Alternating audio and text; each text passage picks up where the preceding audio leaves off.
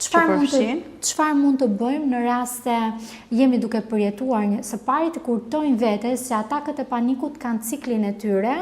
është një lloj krize që ka një pik fillimi, një pik kulminante dhe pastaj kurba do të vjerë edhe do qetësohet. Së dyti është shumë e rëndësishme nëse kemi ujë të ftohtë aty,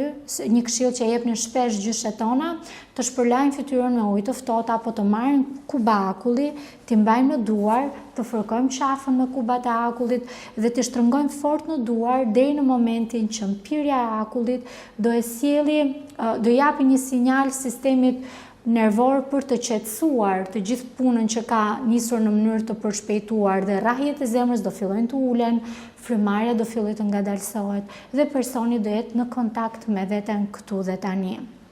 Është shumë e këshillueshme që pashtu të përdoret teknika e frymëmarrjes, ku personi merr frymë me hund 4 sekonda, e mban frymën pa e nxjerr për 4 sekonda të tjera dhe gradualisht e nxjerr me gojë për 6 sekonda. Në mënyrë imagjinare dua të mendoni që teksa merrni frymë, jeni duke nuhatur një lule që ka një aromë shumë të shijshme, frymarrja të jetë e thellë, ta mbani brenda tek pjesa e diafragmës për 4 sekonda dhe për 6 sekonda të shfryni me gojë sikur jeni duke i fryrë një qiriri.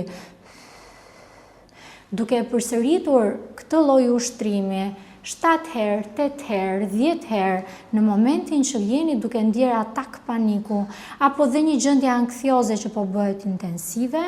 ju do ndjeheni të sigurt dhe do jepni mundësinë vetes për të ribalancuar punën e sistemit nervor.